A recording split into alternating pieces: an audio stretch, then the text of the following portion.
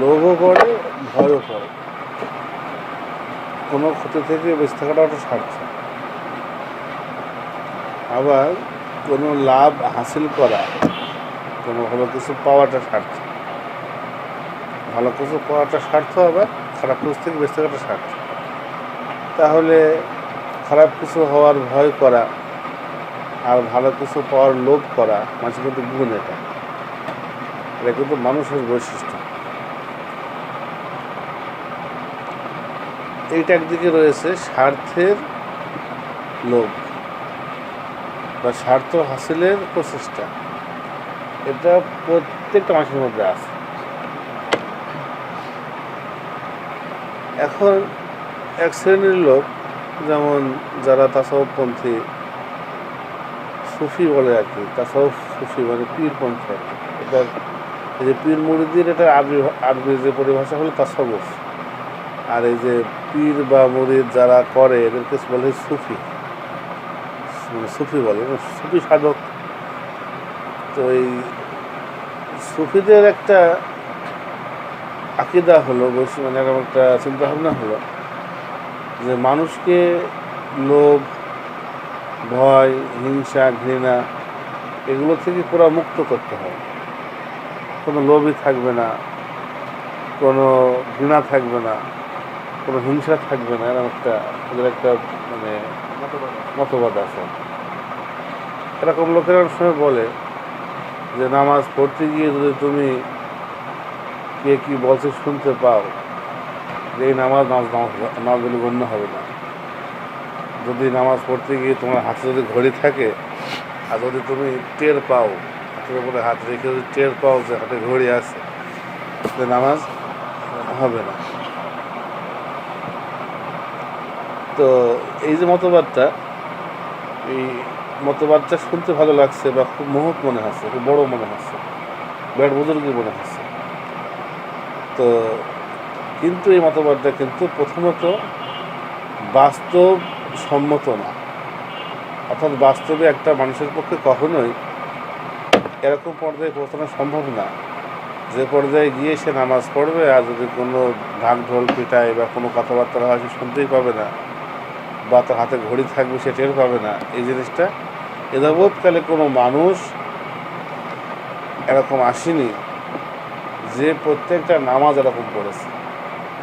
হতে পারে কোনো নামাজের কোনো রাকাতে এটা হতে পারে যে এরকম অনেক সময় খুব বেশি আবেগী হয়ে উঠলে, কোনো বিষয়ে খুব বেশি যদি কেউ আনন্দিত হয় বা খুব বেশি শোকে পড়ে যায়, তখন কিন্তু তার টের পায় না কিছু। ওই রকম যেরকম সংখ্যায় কম কোনো ব্যক্তি সারা জীবনের নামাজের মধ্যে এরকম কিছু সংখ্যক নামাজ এরকম হতে পারে, কিছু নামাজ। রসুলাম নিজেও এরকম নামাজ পড়ার কথা বলেননি, নিজেও পড়েননি। রসুলাম নামাজ পড়েছেন, তখন কেউ ডাকলে দরজা খুলে দিয়েছেন পড়তে পড়তে। আমরা একটু জানি না, আমরা অনেক সময় হালকা একটু সরে গিয়ে দরজা খুলে দিয়েছেন, সালাম দিলে পরে এরকম উত্তর দিয়েছেন আল্লাহ ইশারা করে। হ্যাঁ, সালাম দিয়েছে কেউ বা দেখেন না, মোবাইল বন্ধ করে, তো মোবাইল বন্ধ করা যাচ্ছে আর ইশারা করা যাবে না। জিনিসটা হচ্ছে আমাদের মানে জানার অভাব অনেক। এ বিষয়ে ক্লিয়ার প্রমাণ রয়েছে আর কি। তাহলে তিনি সালাম শুনতে পাচ্ছেন কেউ দিলে। কোনো সাহাবাকে পাঠিয়েছেন শত্রুদের খোঁজ খবর করতে, তো ঘুরে আসছে খুব ঠান্ডা, মজাই করে দিলাম, ঘুরে আসছে ওখানে নামাজ পড়ছেন। যখন ইচ্ছাটা করে নিজের চাদর দিয়ে এরকমভাবে এরকম ঢেকে নিয়েছেন আর কি। মানে খুব ভালোবাসতেন, সবাই তাকে ভালোবাসতেন, তিনি সবাই কী করতেন, ভালোবাসতেন, দেখাশোনা করতেন। তাহলে তিনি আশপাশে কি চলছে এ বিষয়ে তার খবর থাকতো, খোঁজ খবর তার থাকতো। একইভাবে লোভ, একইভাবে ভালোবাসা, যেমন নিজের সন্তান তোকে সামনে ঘুরে বেড়াচ্ছে, বা মানে কোনো জায়গাতে হোঁচট খেয়ে পড়ে গেল, এরকম করে উঠবে না বাবা, ঠিক আছে। বুঝলাম, এরকমভাবে জুম্মার দিন মানে খুতবা দিচ্ছেন আর কি। জুম্মার খুতবা দিচ্ছেন মসজিদে মেম্বারে বসে, তখন ওই হাসান বা হুসাইন ছুটে আসছে। মসজিদ ছিল তো অতটা বেশি ছিল না, টাকা তো নাই, বেড়া দিয়ে হিসাবে খেলা ছিল না, আমার কাছে 4 ফুটের উপরে দাঁড় করানো একটা চালের মতো। দেখতে পাচ্ছেন যে হাসান বাড়ি থেকে বেরিয়েছে, আসছে, তেনাকে হোসট খেয়ে পড়ে যাওয়ার মতো পায়ে হয়েছে, ফুল চলে গেছে, চলে গেছে। কাউকে তো বলবে যে ধরো, মানে নিজের ভিতরে কাজ করেছে। তো ওখানে নিজেই বলছেন যে সত্যি আল্লাহ ঠিকই বলেছেন যে দুইজনের নাসি হুব্বু সওয়াত মিনান নিসাওয়াল বানিন, মানুষের কাছে খুবই সাজিয়ে দেওয়া হয়েছে স্ত্রী সন্তানকে। আল্লাহ বলেছেন যে ছেলেটা কেবল বেরিয়েছে আর আমি নিজেই ছুটে চলে গেলাম, মানে নিজেই নিজের দিকে করছেন, বিচার করছেন। এরকম কিছু যে মানবিক যে গুণাবলী, ভালোবাসা, তারপরে লোভ, লোভ বলতে লোভ একটা পর্যায়ে গিয়ে অতিরিক্ত লোভ, সেটা নিষিদ্ধ, সেটা হারাম, নিন্দনীয়। কিন্তু স্বাভাবিক যে লোভ, যেমন আমি যে 3 বেলা ভাতটা খাবো, যদি এই লোভটাও না থাকে, এটাকে বলা হবে অরুচি, আর সেটা রোগ হবে। যদি লোভ কারি কারি টাকা কামাই করব, কারি কারি হচ্ছে মানে ডবরি মানুষ বলে না, সেই মানে কলসি ভর্তি করে করে সব মাটিতে পুঁতে রাখবো, এই লোভগুলো নিন্দনীয়। কিন্তু যে যতটুকু আমার খাওয়া প্রয়োজন, যতটুকু না হলে আমার হবে না, যদি সেইটুকু তো লোভ না থাকে তাহলে কী হবে? এটাকে বলা হবে অরুচি, এবং এটা কিন্তু রোগ হিসেবে গণ্য হবে। তো একদিন এক যুদ্ধে এক সাহাবী, তিনি একটা চর্বির হচ্ছে পড়ে পেয়েছেন, মানে যুদ্ধে খাবার নিয়ে আসতো, চর্বি সম্ভবত শুকিয়ে হোক গলিয়ে হোক যে কোনোভাবে ওইটাকে নিয়ে আসতো যুদ্ধে আর কি, মানে খাবার হিসেবে নিয়ে আসতো। আমরা যেরকম ঘি নিয়ে যাই, আমরা যেরকম এরকম কোনো দ্রব্য নিয়ে যাই, তো এরকম মানে কোনো কাফের বা কোনো শত্রুপক্ষ নিয়ে এসেছিল। তো যুদ্ধ বিগ্রহের মধ্যে সে মারা গিয়েছে কি পালিয়ে গিয়েছে, ওটা পড়ে আছে আর কি যুদ্ধের। তো ওই সাহাবী ওইটাকে তুলে নিয়েছে, ঠিক আছে, নিয়ে বসে কারুর দেবো না এরকম কথা, একা হ্যাঁ, কারুর দেবো না তাকিয়ে আছে, তাকিয়ে আছে, তাকিয়ে হাসছেন। এত মহান ব্যক্তিদেরও হয় না যে অমুক পিঠে খাতে ইচ্ছা করছে, অমুক জিনিসটা খাতে ইচ্ছা করছে, মানে দেখা যাচ্ছে খুব বড় ব্যক্তিত্ব হতে পারছে, তো দেখা যাচ্ছে ওইটা খাওয়ার জন্য তার মনটা কী হচ্ছে, পাশের বাড়ি পাকা পিঠে বানাচ্ছে, দেখা যাচ্ছে ক্লাসে না পেরে দেখা যাচ্ছে স্ত্রীর ছেলে পাঠাচ্ছে যে একটু এইসব দিয়ে, মানে খুব ইচ্ছা করছে, তার অভাব তা না, কিন্তু কি তার ভিতরে খাওয়ার খুব একটা, এটা কিন্তু খুবই স্বাভাবিক একটা হচ্ছে ব্যাপার। তো এই লোকগুলো আমরা আসলে আল্লাহ রাসূল এবং সাহাবায়ে কেরামের জীবন সম্পর্কে আমরা কিন্তু সুবিস্তর জানি। একতরফাভাবে কোনো বক্তাদের দলীয় দৃষ্টিভঙ্গি থেকে কেউ মনে করেন জিহাদ করবে, খালি জিহাদের হাদিস বলো, কেউ দেখা যাচ্ছে তাবলিগ করবে, খালি তাবলিগের হাদিস বলো, কেউ ইসলামী আন্দোলন করবে, ইসলাম আন্দোলন হাদিস বলো, মানে প্রত্যেক ব্যক্তির নিজস্ব একটা পরিসর থেকে হাদিস উল্লেখ করতে যে হাদিসগুলো আর কোনো পক্ষের না, সেগুলো কেউ বলছে। সেজন্য আমাদের একটা হলো কি, আমরা দর্শকের স্থান থেকে দেখবো, আমাদের একটা টেন্ডেন্সি যে আমরা দলে ঢুকবো না, আমরা পুরো ইসলামটাকে দেখবো, পুরো ইসলামটাকে, মানে ইসলামের মধ্যে কী আছে।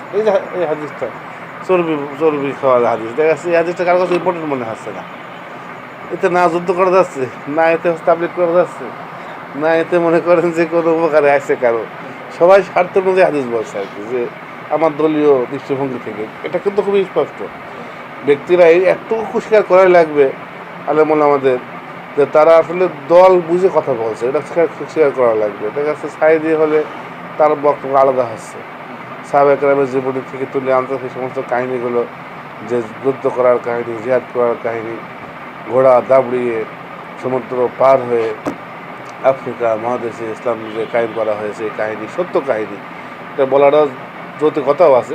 অনেক মিথ্যা কাহিনীও তারা বলছে, যাই হোক সেগুলো বাদ দিলাম। সত্য কাহিনীও তারা বলছে কিছু, কিন্তু কি বাছা বাছা বেশি বেশি বলছে। পীর সাহেবরা বলছে পীরদের, হ্যাঁ, অন্তর পরিষ্কার করার হাদিসগুলো বলছে যে অন্তর যেমন ময়লা জমে থালা বাটিতে মাজতে হয়, যখন ময়লা জমে কাপড়ে তখন ধুতে হয়, অন্তরে ময়লা জমলে পরে জিকির দিয়ে সাফ করতে হয়। এগুলো হাদিস, কিন্তু হাদিসে এগুলো উল্লেখ আছে। এই হাদিসটা আবার সাহিত্য জীবনেও বলছে না। সাহিত্য সমস্ত যদি ক্যাসেটগুলো জায়গায় করা যায়, দেখা যাবে তার মধ্যে কোথাও কিন্তু কি অন্তর পরিষ্কার করার ব্যাপারে যে হাদিসগুলো আছে আর কি, অন্তরের ব্যাপারে সেগুলো কি উল্লেখ করছে। আবার এই যে জিহাদ করার হাদিসটা আছে, এখন সমানা পীড়া অবশ্য আবার এখন আন্দোলন শুরু করেছে, ওরা আবার এখন আরম্ভ করেছে জিহাদের হাদিস। মানে কয়েক বছর আগে আর বলতো না, মানে মোটামুটি 15 বছর 20 বছর আগে সমনাপীরের লোকদের মুখে ওই হাদিসগুলো ছিল। তাবলিগের কাছে জিহাদও নেই, অন্তর সাফ করারও না, খালি ওই যে তার থেকে উত্তম কথা কার আছে, জাল রাস্তায় দাওয়াত দেয়। এটা খুবই একটা সংকীর্ণ, খুবই খারাপ একটা দিক একটা মুসলমানের, যে সে বন্দী হয়ে গেল মওদুদের কাছে, বন্দী হয়ে গেল ইলিয়াসের কাছে, বন্দী হয়ে গেল ইসহাকের কাছে, তরমনার পীর শুরু করেছে হচ্ছে, হ্যাঁ, একটা ব্যক্তির কাছে বন্দী হয়ে পড়ল। ওই হাদিসগুলো ছাড়া আর কোনো হাদিস শেষ করে রাখতে পারছে না। কিন্তু আমাদের কথা হলো যে আমরা রাসূল সাল্লাল্লাহু আলাইহি ওয়াসাল্লামের উম্মত, রাসূল সাল্লাল্লাহু আলাইহি থেকে যা কিছু এসেছে আমরা সম্পূর্ণটা কী করবো, আমরা দেখবো, আমরা করবো। আমরা এই ধরনের দলকানা, আমরা এটা এই নীতি অবলম্বন করবো না। তো দেখতে গিয়ে আমরা আলহামদুলিল্লাহ কত সুন্দর জিনিস আমরা পাচ্ছি, মানে যে সাহাবায়ে কেরামের মতো ব্যক্তিরা মহান ব্যক্তি, নিঃসন্দেহে মহান, তাদের ভিতরে কিন্তু এরকম মানবিক টান ছিল।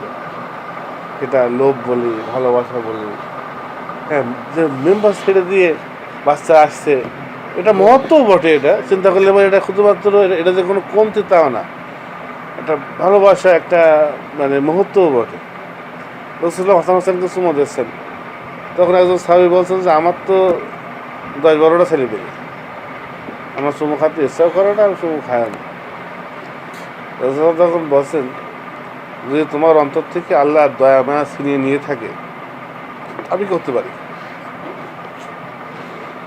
তো এই যে মানবিক যে বিষয়, কোনো কিছুর ওপরে একটা ভালোবাসা থাকা, কোনো কিছুর ওপরে যেমন সন্তানের উপরে টান থাকা, পিতার বা পিতার উপরে সন্তানের টান থাকা, এটা কিন্তু স্বাভাবিক। স্বাভাবিক বলি ইসলামে সন্তানের জন্য পিতার সাক্ষ্যকে গ্রহণ করা হয়, আর পিতার জন্য সন্তানের সাক্ষ্যকে গ্রহণ করা হয়। আমাকে দেখা গেছে যে এক জায়গায় একটা কিছু হারিয়ে গিয়েছে, একটা মনে করেন যে ঢাল হোক, তরবারি হোক, বর্তমান সময়ের কোনো সাইকেল হোক, কোনো হারিয়ে গিয়েছে, তখন এখন যার কাছে পাওয়া গিয়েছে সে বলছে আমার, আর যে পেয়েছে সে বলছে এটা আমার, দুজনের তর্ক আছে। এখন দেখা যাচ্ছে যে তখন কাজী বলবে কি তোমার সাক্ষী আছে যে এটা তোমার, তখন দেখা যাচ্ছে সে দুজন লোক নিয়ে আসলো, সে বলল হ্যাঁ আমি এনাকে এটা কিনতে বা চলতে দেখেছি আগে থেকেই, উনি 10 বছর ধরে এটা ইউজ করেন, সাইকেলই হোক বা একটা মোবাইল হোক, আমি জানি।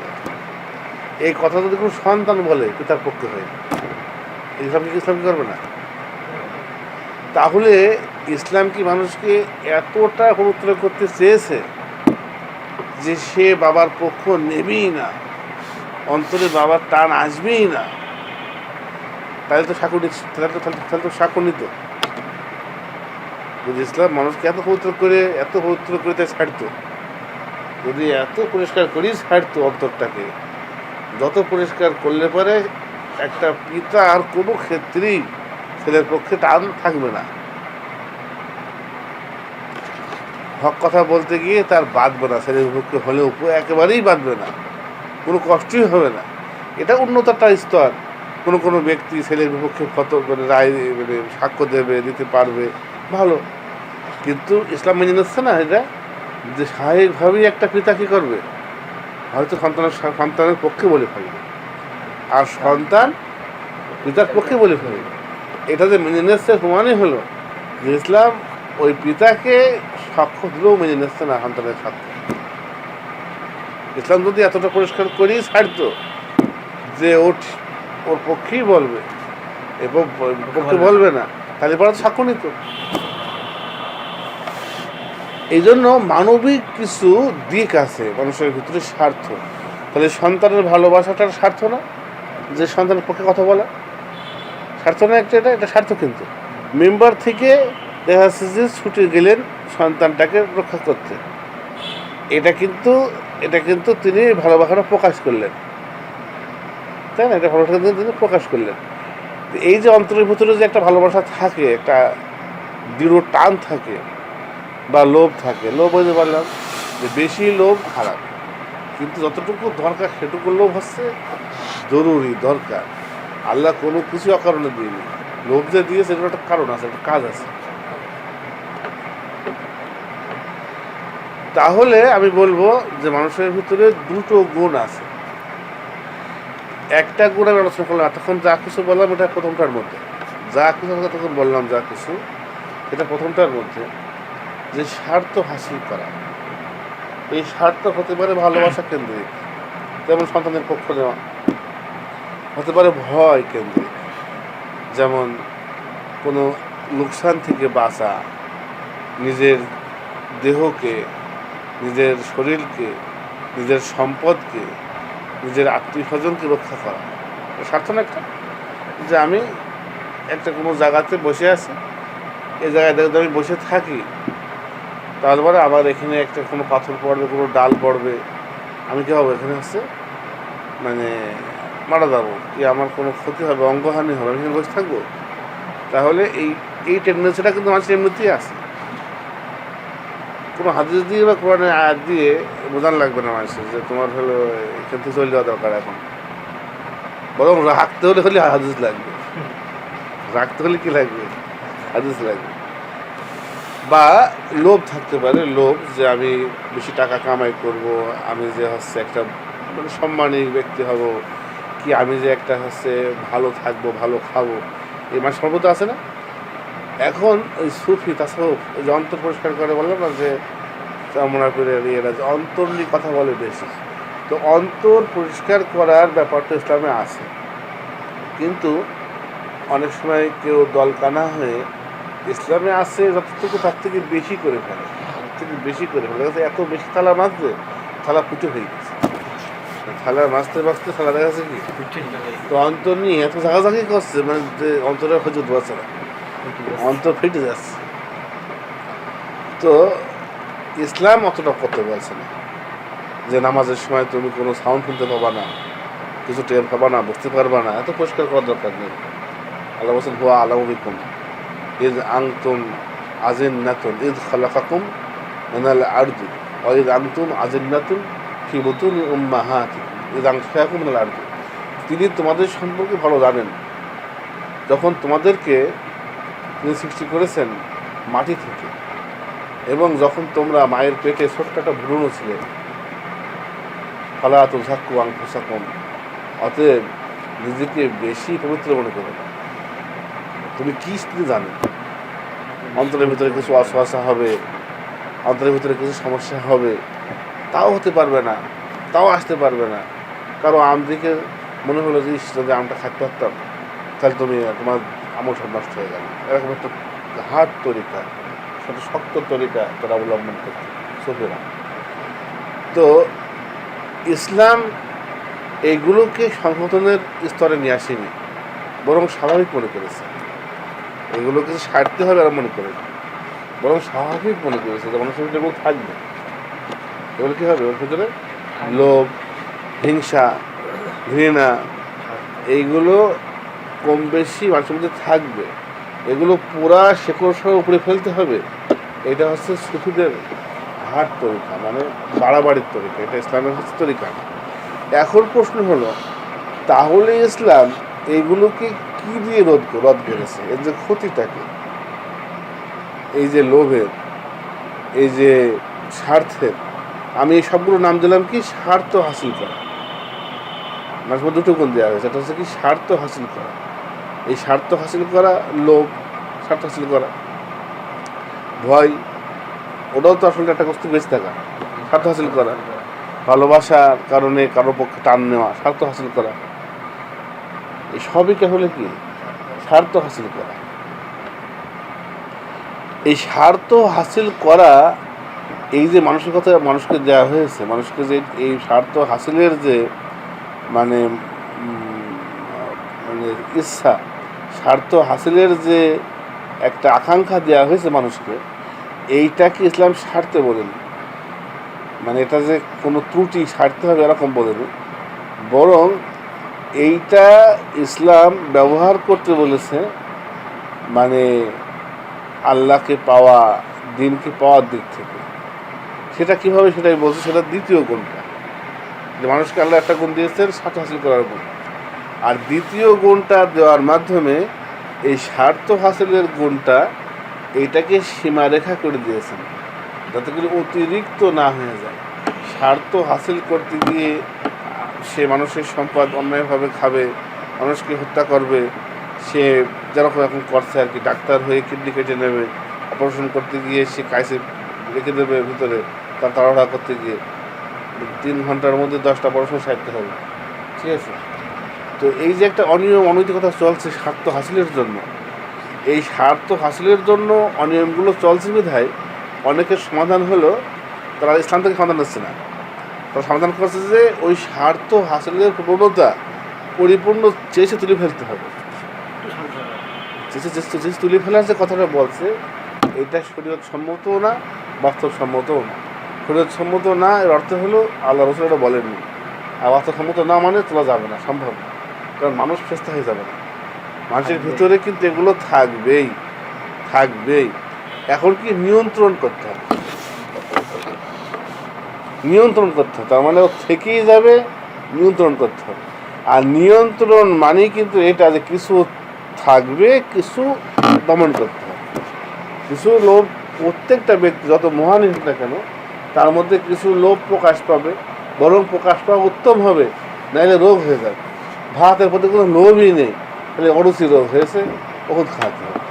তাহলে অনেক সময় দেখা যাবে যে ওই লোভটুকু থাকা তার জন্য কি উচিত, দরকার, তাহলে ওটাকে চেঁচে তুলে ফেললে মারা, তাহলে তো সে পুরাই মারা পড়বে পুরা। এই জন্য তাহলে এই যে স্বার্থ হাসিলের যে দিকটা আর কি, সেটা ভয়ের দিক থেকে হোক, লোভের দিক থেকে হোক, ভালোবাসার দিক থেকে হোক, এই দিকটাকে নিয়ন্ত্রণ করার জন্য দ্বিতীয় গুণটা দেওয়া হয়েছে, দ্বিতীয় একটা গুণ দেওয়া হয় মানুষকে। এই গুণটা হচ্ছে বিবেক। একদিকে দেওয়া হয়েছে স্বার্থ, আর দিকে কি বিবেক। এখন আমি বাড়িতে গিয়েছি, এখন মাংস রান্না হয়েছে 1 কেজি, এখন আমার ভালো লাগছে খেতে, লোভ করছে খেতে, তো লোভ করছে, তুমি খাও, 1 পিস খেলে, 2 পিস খেলে, 3 পিস খেলে খাও। তো তোমার এত লোভ হলো যে তুমি পুরো হাড়িটা খেয়ে ফেললে, তো এখানে তাহলে বাধা দেবে কিছু, তাকে বিবেকে না, ছেলে কি খাবে, স্ত্রী কি খাবে, বিবেক। তার মানে হচ্ছে যে এই জন্য আমাকে আল্লাহকে দিয়েছেন, বিবেক দিয়েছেন। তাহলে দুটো গুণ আমরা খেয়াল রাখবো, এই দুটোর মধ্যে অনেক কিছু পড়ে যাবে। স্বার্থের মধ্যে অনেক কিছু পড়ে যাচ্ছে না, যে লোভ দিয়ে স্বার্থ, ভয় দিয়ে স্বার্থ, ভালোবাসা দিয়ে স্বার্থ, হিংসা। স্বার্থ কারণ মানুষ হিংসা করে, আমার স্বার্থ হলো না, আলোচনার স্বার্থ হয়ে গেল, তাহলে আমার মন খেয়ে আসছে, হিংসা হচ্ছে না। তাহলে দেখা যাচ্ছে কি আমার কোনো স্বার্থ কেউ মেরে দিয়েছে, আমার কোনো স্বার্থ কেউ নষ্ট করেছে, তাই না তাকে আমি অপছন্দ করছি, ঘৃণা করছি, তাই না? সব কিছু কিন্তু আসলে দেখা যাবে কি স্বার্থ। তাহলে মানুষের কাছে তার নিজের স্বার্থ, এইটার একটা ইম্পর্টেন্স রয়েছে, মানুষের মনের মধ্যে এটা রয়েছে। এই জন্যই সে মানুষ। স্বার্থ বলে কিছু তার আছে, আর যে ফেরেশতা তার কোনো স্বার্থ নেই।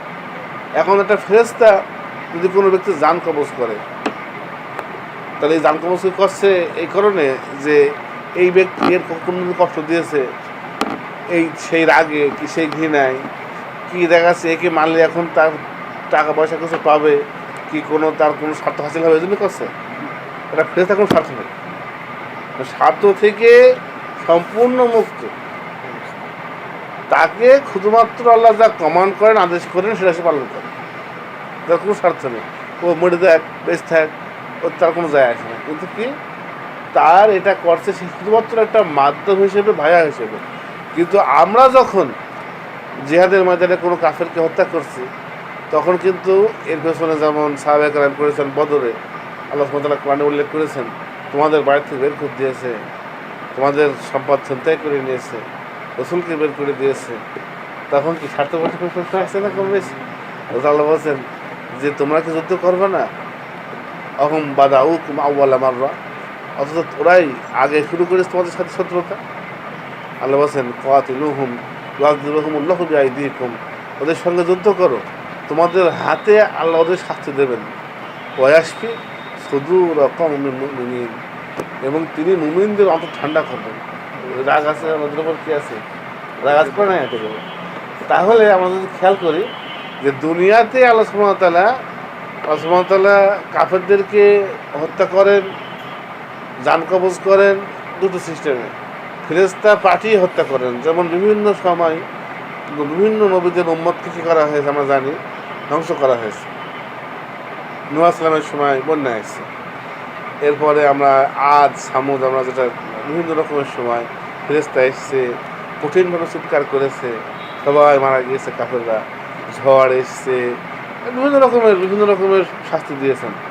এই শাস্তিগুলো যার মাধ্যমে দিয়েছেন যদি ফেরেশতা হয়ে থাকে, এখানে তার মোটেই স্বার্থ হাসিল হয়ে গেছে। আর আল্লাহ আরেকটা শাস্তি দেন, দুই প্রকারের শাস্তি হয় দুনিয়াতে, এটাও কোরআনে উল্লেখ আছে। আল্লাহ বলছেন যে কুল হাল তারাব্বাসুনা বিনা ইল্লা ইহদাল হুসনাইন, তোমরা তো আমাদের ব্যাপারে যা কিছু হবে বলে মনে করছো, যে আমরা যুদ্ধ করব, হেরে যাব, যদি হেরে যাই, শহীদ হই, আমাদের জন্য উত্তম হবে, অথবা বিজয় পাবো, তাতে আমাদের কী হবে? উত্তম হবে। মানে মুনাফিকদেরকে বলছেন, মানে মুনাফিকরা তারা অপেক্ষা করতো যে কী হয় দেখি, মুমিনদের কী হয় দেখি, এই সে কাজে ফেরবে না, খালি ওয়েট করবে, কাজে ফেরবে না, খালি কি ওয়েট করবে। তো আল্লাহ বলছেন এই বিষয়ে যে তোমরা তো অপেক্ষা করছো দুটোর একটা, আর দুটোই উত্তম।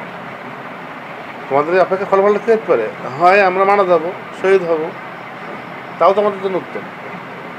এই জন্য ইহদাল হুসনাইন, তোমরা যা অপেক্ষা করছো সেটা দুদিক থেকেই করলেন। যদি আমরা যদি হেরেও যাই, নিহত হই, আমরা কী হব? শহীদ হব। আর যদি আমরা বিজয়ী হই, তাহলে তো আমরা আরও হুসনাইন, দুটি উত্তম। কিন্তু তোমাদের ক্ষেত্রে আমাদের অপেক্ষাটা হচ্ছে, তোমাদের ঘটবে, কিন্তু ঘটবে দুটো জিনিস তোমাদের। এক, যে হয় আল্লাহ সরাসরি তোমাদের শাস্তি দেবেন, আও বিআইদিনা, অথবা আমাদের হাতে শাস্তি দেবেন, আমাদের হাতে। তোমাদের দুটো জিনিস ঘটবে, হয় তোমরা এইভাবে করে থেকে থেকে তোমরা মারা যাবা, মরে গিয়ে সরাসরি আল্লাহর কাছে শাস্তি পাবা, অথবা কবে হয়তো আমরা আল্লাহ সুবহানাহু ওয়া তাআলা অন্যান্য শত্রুদের কাছে বিজয় দিয়ে আমাদের শক্তি বাড়িয়ে দেবেন, আমাদের ক্ষমতা হবে, তখন আমরা তোমাদের কী করবো? নিজে হাতে করে শাস্তি দেবো। তাহলে কাফেরদের শাস্তি দুইভাবে হয়, আল্লাহর পক্ষ থেকে সরাসরি হয়, অথবা মুমিনদের হাতে হয়। যেমন রাসূলের উপরে, সাহাবাদের উপরে আদেশ এসেছে যুদ্ধ করো, হত্যা করো। যেরকম যুলকারনাইনের কথা বলা হয়েছে কোরআন সূরা কাহফে, যেখানে গেলেন এক সম্প্রদায়, কাফের সম্প্রদায়, আল্লাহ বললেন এদেরকে হত্যা করো, ইচ্ছা করলে হত্যা করতে পারো, ইচ্ছা করলে এবারে দাওয়াত দিতে পারো। এই যে একটা সুযোগ দিলেন হত্যা করার, ফেরেশতাকে বলতে পারেন যে তুমি কি জান কবজ করো, অথবা ওদেরকে ধ্বংস করে দাও, মানে কোনো একটা মাধ্যমে হতে পারে যে অনেক জোরে চিৎকার করে, অথবা কোনোভাবে ফেরেশতাকে বলতে পারেন। আবার মানুষকে বলতে পারেন, যে মানুষকে বলতে পারেন যে তাকে কী করো, শাস্তি দাও। তো ফেরেশতাকে বললে সেটা অন্যায় হচ্ছে না, আর মানুষকে দিয়ে করালে পারে তখন জবরদস্তি হয়ে যাবে, তখন সেটা অন্যায় হয়ে যাবে। হ্যাঁ, এটা এরকম না। আল্লাহ সুবহানাহু ওয়া তাআলা দুনিয়া, তিনি তার দিন না মানলে তাদেরকে শাস্তি দিতে পারেন। শাস্তিটা আসতে পারে ফেরেশতার হাতে, আসতে পারে মানুষের হাতে, এটা কোরআনে হচ্ছে উল্লেখ রয়েছে। এখন যদি মানুষের হাতে হয়, তাহলে কিন্তু মানুষের হাতে হলে পরে কিন্তু বেশ কিছু ওই মানুষটার স্বার্থ হাসিল হয়। তার মধ্যে একটা হচ্ছে প্রতিশোধ নেওয়া, তার উপরে অত্যাচার করেছে, প্রতিশোধ নেওয়া, অথবা ওই ব্যক্তিকে হত্যা করে গনিমত পাওয়া। ফেরেশতাকে কি গনিমত নিয়ে যায়? তাহলে ফেরেশতা করলে কিন্তু কোনো স্বার্থ থাকছে না তার। তাহলে মানুষ কখনোই স্বার্থ থেকে ঊর্ধ্বে থাকে না। জিহাদের ময়দানে গিয়েও যেখানে কিনা জানমাল দিয়ে জিহাদ করার প্রশ্ন আসে, সেখানেও কিন্তু জানমাল পাওয়ার প্রশ্ন আসে। ওখান থেকে কিছু দায় দাসী পাওয়া যায়, ওখানে কিছু গনিমত পাওয়া যায়। তারপর ওখানে যাকে হত্যা করা হচ্ছে তার আমাকে কোনো সমস্যা করেছে কোনো দিন, সেই রাগ আছে। এখন জিহাদের ময়দানে দেখা তুলে নেওয়া হবে, বা মানুষকে থেকে কোনোদিন মুক্তি থাকবে? মানুষের মন কোনোদিনই কি হবে না, যদি বলা হয় এটা অবাস্তব হয়ে যাবে। সে এখন মারছে দিনের বিধানের কারণে, সে কাপড় মারতো না, কিন্তু তার সঙ্গে কি তার ওই মন্ত্রের যে অনুভূতিটা, এটা কি বাদ যাবে কখনো? ওটা তো থেকেই যাচ্ছে। আর এই বাস্তবতা আল্লাহ মানে ক্লিয়ার বলে দিয়েছেন, ইয়াসফি সুদূরা কওমি মুমিনিন, ওদেরকে হত্যা করো, মুমিনদের অন্তর ঠান্ডা হবে। আল্লাহ কিন্তু উল্লেখ করে দিয়েছেন। এই যে প্রতিশোধ মনোভাব, এই যে অন্তর ঠান্ডা হওয়া, আল্লাহকে নিন্দা করেন না। এটা একটা স্বাভাবিক সহজাত বিষয় হিসেবে গণ্য করেছেন। এটা নিন্দা করা হলে পরে ওইটা আরাম হয়ে যায়, যে তিনি যেন মানুষের উপর কী করলেন, সাধ্যের বাইরে চাপিয়ে দিলেন। আর যেহেতু এটাকে মেনে নেওয়া হয়েছে, কিছু লোককে, কিছু প্রতিহিংসাকে, কিছু স্বার্থকে মেনে নেওয়া হয়েছে, এটাই বোঝা গেল যে আসলে এই শরীয়ত মানুষের সাধ্যের বাইরে কিছু চাপিয়ে দিইনি। কিন্তু কিছু লোক নিজেরা সম্পূর্ণভাবেই অহংকারে, স্বার্থে ভর্তি, কিন্তু মুমিনদের ব্যাপারে সামান্য স্বার্থ তারা করতে পারে না, মানে সহ্য করতে পারে না, সে কেন স্বার্থ হাসিল করে না? কিন্তু এর একটা সীমা আছে, সেই সীমা পর্যন্ত স্বার্থ হাসিলের প্রশ্ন আসতে পারে। এখন এই স্বার্থটাকে আমরা কি দিয়ে নিয়ন্ত্রণ করব? এখন স্বার্থকে নিয়ন্ত্রণ না করলে তো জুলুম হয়ে যাবে। দেখা যাচ্ছে যে কাফের হয়তো কান্না পড়ে ফেললো, এরকম হাদিসে এসছে যে কোনো একটা কাফের বলছে আমাকে আমার সামনে কিছু মুসলিমকে হত্যা করেছে, আর আমার একটা হাত কেটে দিয়েছে। এরপরে সে যখন পালিয়ে যাচ্ছে, আমি তাকে হাতে পেয়ে গিয়েছি, তখন সে সঙ্গে সঙ্গে কালেমা পড়ে নিয়েছে। কতখানি মনের মানে কঠিন এখন তাকে ছেড়ে দেওয়াটা। মুসলমানকে প্রশ্ন করছেন যে তখন কেউ ছেড়ে দেবো তাকে? সে তো আমার তরবারি আঘাত থেকে বাঁচার জন্য কালেমা পড়েছে। মুসলমান বলছেন তুমি কি তার অন্তর কেড়ে দেখছো সে কিছু কালেমা পড়ছে? ছেড়ে দিতে হবে। এদের নিয়ন্ত্রণ, তার মানে স্বার্থকে যদি নিয়ন্ত্রণ না করা যায়, যদি এরকম সময় যদি হত্যা করা হয়, বা কোনো কাফের খাতে আমাদের চুক্তি আছে, জিম্মি কাফের, বা যুদ্ধের ঘোষণা হয়নি, পারস্পরিক একসঙ্গে বসবাস করছে যারা, এখন যেরকম বাংলাদেশে হিন্দু মুসলমান সব একসাথে বসবাস করছে, নিয়ম হলেও যুদ্ধ করার আগে একটা ঘোষণা লাগে, ঘোষণা যে তোমাদের সঙ্গে আমাদের যুদ্ধ শুরু হবে। এটা ছাড়া কিন্তু জায়েজ হয়, এটা ছাড়া কি হয় না, জায়েজ হয় না। যুদ্ধ অবস্থা ঘোষণা করতে হবে। এখন যে অবস্থায় আমরা আছি, অবস্থায় যুদ্ধ অবস্থা ঘোষিত নেই। এই অবস্থায় কোনো কাফেরকে, কোনো হিন্দুকে, কোনো কাউকে আমি যদি তার সম্পদ ছিনে নেওয়ার লোভে, কি আমি অন্য কিছুর লোভে যদি তাকে হত্যা করতে যাই, বা তাকে যদি আমি কিছু করি, এটা তো ওই নিয়ন্ত্রণে থাকলো না। তাহলে স্বার্থ হাসিল, এই স্বার্থ নিয়েই পরীক্ষা। স্বার্থর ব্যাপারটা কোনো মানুষের মধ্যে আছে, থাকবে বলেই সে দুনিয়াতে তার পরীক্ষা চলছে। যদি তার নাই থাকতো কোনো স্বার্থের বিষয়, তাকে তো ফেরত হয়ে যেত, তার পরীক্ষা হতো না। তো এই স্বার্থের পরীক্ষাটাই হচ্ছে যে একটা সীমা পর্যন্ত সে অর্জন করবে, স্বার্থ হাসিল করবে, ওই সীমার বাইরে গিয়ে সে কী করবে না, হাতটা বাধা, কিছু করার নেই। তোমার সম্পদ তুমি সম্পদ কামাই করবো, তোমার একটা টান আছে মনে, আল্লাহ দিয়েছেন। আল্লাহ বলেছেন যে মানুষকে আমি সাজিয়ে দিয়েছি স্ত্রী, সন্তান, মাল, মানে সম্পদ আমি সাজিয়ে দিয়েছি, কিন্তু তাই বলতে তুমি আরাম খাবা, তুমি সুদ থেকে নেবা, তুমি ঘুষ থেকে নেবা, তুমি চুরি করবা, তুমি ডাকাতি করবা, এটা হবে না। তাহলে এই স্বার্থটাকে কি করেছেন, এই স্বার্থটাকে আল্লাহ সুবহানাহু ওয়া তাআলা নিয়ন্ত্রণ করেছেন মূলত প্রথমত বিবেক দিয়ে আর শরীয়ত দিয়ে। শরীয়ত বিবেকের বাইরে না, অর্থাৎ আমাদের যে শরীয়ত আলহামদুলিল্লাহ, এটা আমাদের যে অন্তরে যে স্বাভাবিক বুঝ, যে বিবেক, এর সঙ্গে মেলে, এর বাইরে না। তো আমরা বলতে পারি তারপরেও যে এই নিয়ন্ত্রণ করেছেন বিবেক দিয়ে, শরীয়ত দিয়ে।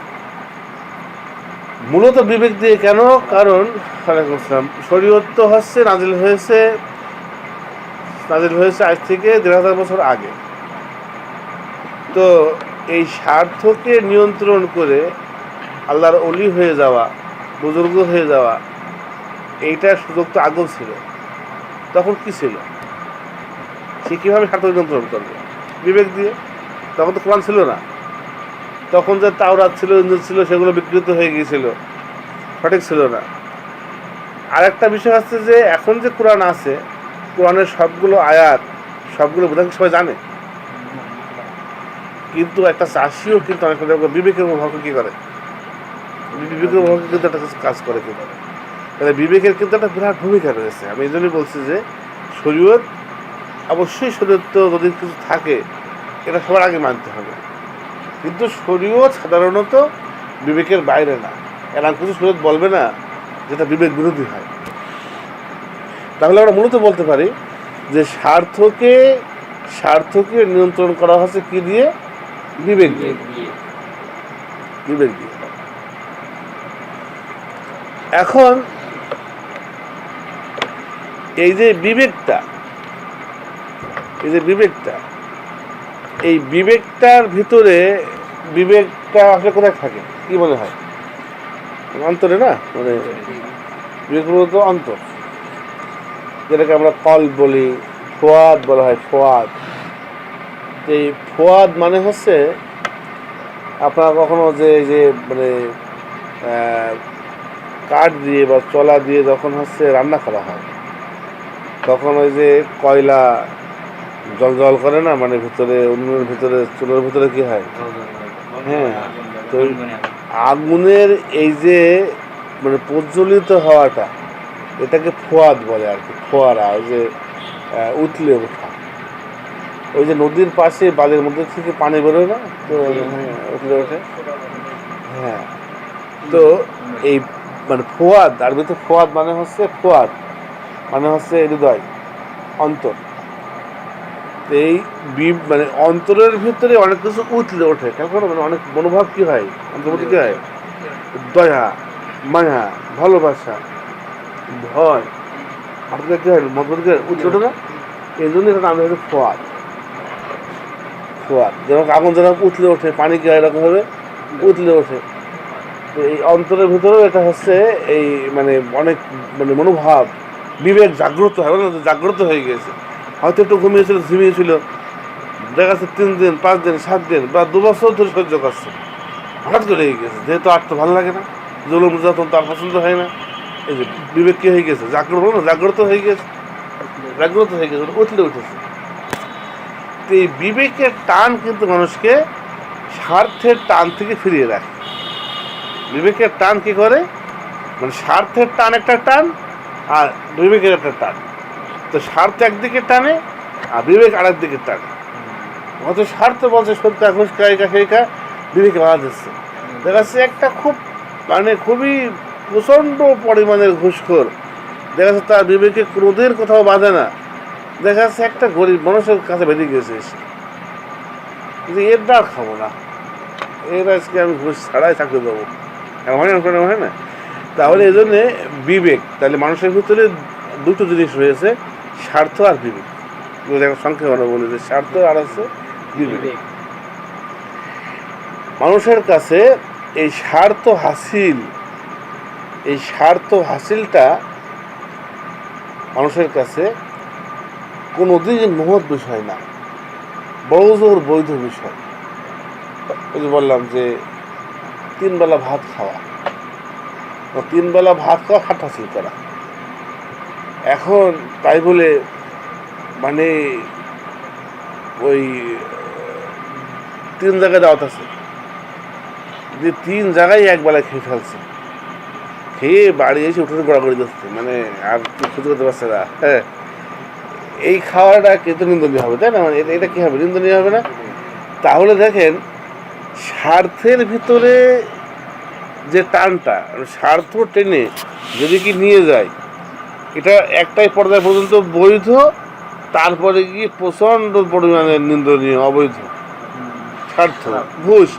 এখন তুমি চাকরি করবা, তুমি কামাই করবা, তো সবাই স্বীকার করবে যে তোমার এটা করা উচিত, বৈধ। এটা কি বৈধ। এবার চাকরি করতে গিয়ে এবার দেখা যাচ্ছে কি ঘুষ খেয়ে সুদ খেয়ে টাকা পয়সা মানে এত পরিমাণে মানে খেয়ে ফেলছে যে ওই টাকার চিন্তায় আর ঘুম আসছে না। ওদের উঠোনে গিয়ে গড়গড় দিচ্ছিল, ও বিছানার উপর গড়গড় দিচ্ছে, কিন্তু কি হচ্ছে না, মানে ঘুম হচ্ছে না। নিন্দনীয় না জিনিসটা? তাহলে আমি বলতে চাচ্ছি যে স্বার্থের টানে যে কাজগুলো আমরা করি সেই কাজগুলো বড়জোর বৈধ, না হলে নিন্দনীয়। বড়জোর বৈধ না হলে কি? এই জায়গাতে এখানে কেউ মহত্বের পরিচয় বলে মনে করে না। 3 বেলা ভাত খাই, অতএব সে ভাত মানে একটা ভাতুরে পদ পাবে, এরকম কোনো মানে বিশেষ কোনো কি মানে আছে মানে মহৎ কোনো বিষয় আছে এর মধ্যে? স্বার্থ হাসিল করার মধ্যে কোনো ব্যক্তি স্বার্থ হাসিল করলো, এর মধ্যে কি নেই? এর মধ্যে কোনো মহত্ব নেই। এর মধ্যে বড়জোর হচ্ছে বৈধ, মানে বৈধ আছে, বৈধ আছে, সেটা সে করবি, তার সহজাত প্রবৃত্তি সে করবি। মহত্ব হচ্ছে বিবেক টানের মধ্যে, এদিক কিন্তু মহত্বটা কোন দিকে? বিবেকের টানে কতটুকু স্বার্থ পরিত্যাগ করলো, এটা হচ্ছে মহত্ব। যদি এই পরিত্যাগ করাটা যত বেশি হবে ততই মহত্ব বাড়বে। স্বার্থের টানে কতটুকু বিবেকের টানে স্বার্থকে পরিত্যাগ করলো, এই পরিমাণে কি হবে, তার মুহূর্তের প্রকাশ হবে, তাই না? এখন মনে করো বিবেক কোনো জায়গায় দেখা যাচ্ছে যে সে টাকা পয়সা গুছিয়ে রেখেছিল যে পায়েস খাবে, পায়েস খাওয়ার খায়েশ ছিল, টাকা পয়সা গুছিয়ে রেখেছিল, তার স্বার্থ। এবং পায়েস খাওয়াটা তো অবৈধ কিছু না, খাই চিনি তারপরে চাল ম্যানেজ করছে, হ্যাঁ খাবে, দেখা যাচ্ছে 1000 খানিক টাকা তার হয়তো খরচ হবে, টাকাটা সে পোলাও বেড়ানো খাবে, সেদিন দই টই খাবে, 2000 টাকা এক্সট্রা করে গুছিয়ে। অনেকের এরকম, অনেকের আবার দেখা যাচ্ছে টাকায় ফল করলে যেমন হস্তায় খাচ্ছে, তাদের একটা নিয়ামত। অনেকে দেখা যাচ্ছে না গোছালে পরে আর কি হয় না, দেখা যাচ্ছে যে খাওয়া হয় না। গুছাচ্ছে, গুছিয়ে যখন শেষ গুছিয়ে ফেলেছে, যেদিন রান্না বাড়া করবে, খাওয়া দাওয়া করবে, দেখা যাচ্ছে যে একজন এসে বলছে আমি 3 দিন ধরে খাইনি, আমি 3 দিন ধরে আমার খাওয়া দাওয়া নেই, বাড়িতে আমার চুলায় আগুন জ্বলে 3 দিন। বিবেক কি বলছে? টাকাটাও দিয়ে দিই, হয় পুরোটা না হয় 1000, কি না হয় অল্প কিছু তাকে দিই। বিবেক বলছে না কথা? আর স্বার্থ কি বলছে? হ্যাঁ, তো অধিক দিন ধরে তুই কষ্ট করছিস, তুই খা, তাই না? এই যে স্বার্থ আর বিবেকে কিন্তু প্রায়ই কি বাদে, সংঘর্ষ বাদে কিন্তু, ঠিক আছে? তো আল্লাহ সুবহানাহু ওয়া তাআলা মানুষকে তৈরি করেছেন খুব চমৎকার একটা গঠন সিস্টেমে, যে স্বার্থের একটা টান দিয়েছেন, আর ওই টানটাকে নিয়ন্ত্রণ করার জন্য কি করেছেন, বিবেকের একটা টান দিয়েছেন।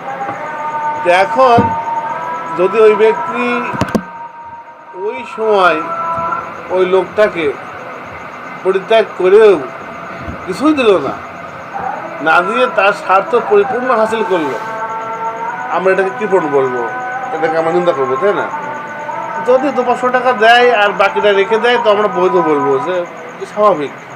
আর আমি ফের আবার 2-5 টাকা গুছিয়ে আবার আমি 2 দিন পরেই নাই খাবো, এটা কিন্তু স্বাভাবিক। কিন্তু যদি সে পুরো টাকাটা তাকে দিয়ে দেয়, মুহূর্ত হয়ে গেল,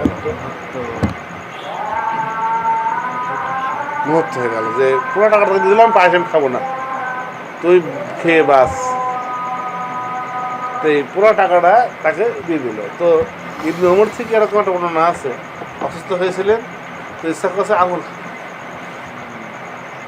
তো আঙ্গুর ওনাকে বললাম, মানে ওই যে বললাম সাহাবে কেরামের তো হালাল ইনকাম ছিল, আমাদের মতো যে যারা যখন যেটা মনে হচ্ছে কিনতে পারছে, যে তাকে খুব কঠিনভাবে আল্লাহকে ভয় করা উচিত, মানে যে কত বড় নিয়ামত সে পেয়েছে, যে যখন যেটা খেতে ইচ্ছা করছে সে তখনই কিনতে পারছে, এই ব্যক্তির একটা বিরাট ভয় করা উচিত।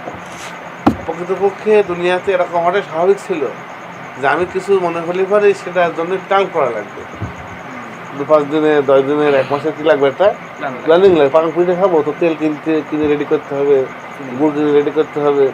তো দেখো যখন মনে হয় তখনই কি যেখানে কি পাওয়া যায় সেখান থেকে কিনে এসে খেতে পারছে, থাকছে, কিন্তু সেই পরিমাণে সেটা একটু পরে আসছি, যে বিবেকের টান আমাদের উপরে কি কি দায়িত্ব অর্পণ করে। একটা দায়িত্ব এরকম, বিবেকের টান আমাদের একটা দায়িত্ব আমরা পেলাম যে আমাদের স্বার্থের যে টানটা, এই স্বার্থকে কমাতে বলে। অনেক সময় স্বার্থটাকে ছাড়তে বলে। বিবেকের টান আমাদের স্বার্থকে কী করতে বলে? কোনো ব্যক্তির উপরে বিবেকের টান আমাকে অনেক সময় আমাকে কী করে? স্বার্থকে ছাড়তে বলে, এবং তখন স্বার্থকে ছাড়াটা মুহূর্ত বলে গণ্য হয়। আর স্বার্থ ধরে রাখাটা অনেক সময় বৈধ হয়, অনেক সময় হচ্ছে নিন্দনীয় হয়। স্বার্থ ধরে রাখা, এই বিবেকের টান আরেকটা বিষয় ইয়ে করে, মানে আমাদের আবশ্যক করে।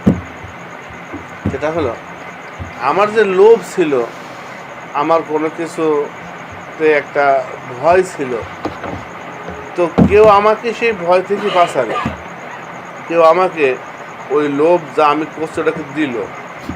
এক কথা আমার স্বার্থ সে হাসিল করলো। কোনো ব্যক্তি, আমি যেটা লোভ করছিলাম, চাচ্ছিলাম ওটা দিয়ে হোক, আমি যেটাকে ভয় করছিলাম, যা থেকে বাঁচতে চাচ্ছিলাম ওটা থেকে বাঁচিয়ে হোক, যে কোনোভাবেই হোক আমার স্বার্থ হাসিল করে দিলে হোক। এখন সেই ব্যক্তির প্রতি আমার বিবেকের টান কী বলে? তার প্রতি আমার কী থাকবে? কৃতজ্ঞতা বোধ থাকবে, বিবেক না? তাহলে এই যে আমার মধ্যে স্বার্থ দেওয়া হয়েছে, এই স্বার্থটা পরিপূর্ণভাবে চেয়ে না ফেলে ওটা রেখে দেওয়ার একটা ফায়দা কিন্তু এটা। আমার মধ্যে স্বার্থ আছে বলেই কিন্তু আমি কৃতজ্ঞ হব। যদি আমার কোনো স্বার্থ না থাকে,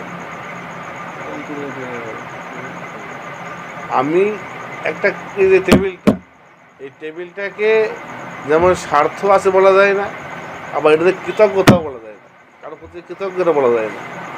কিন্তু একটা মানুষের ভিতরে স্বার্থ আছে, তার বিবেক আছে, ওই বিবেকের মধ্যে তার স্বার্থের টান আছে। যেমন স্বার্থের টান আছে, তেমন বিবেকের টান আছে। যে বিবেকের টান, আমরা একটা জিনিস পেলাম, স্বার্থের টান থেকে আমাদের সরিয়ে রাখছে। অনেক জায়গায় আমাদের উপরে স্বার্থ পরিত্যাগ করে উপকার করতে কাউকে কিছু দিতে আদেশ করতে বিবেকের টান। এরকমও হতে পারে যে কোনো ব্যক্তির কাছ থেকে আমি যখন নিচ্ছি স্বার্থ, তখন তো তার প্রতি একটা কী হচ্ছে? কৃতজ্ঞতা বোধ সৃষ্টি হচ্ছে, তাই না? মানে মন্ত্রের ভিতরে যদি কারো কোনো ব্যক্তি যদি সত্যিকার অর্থে বিবেকবান হয়, তাহলে সেটার কাছে এক কাপ চা যার কাছে খেয়েছে, আমার আব্বা বলতে কথা যে এক কাপ চা খেয়ে ফেলা মানে কথা বসে ফেলা কারো কাছ থেকে, চা খাইয়ে দিল।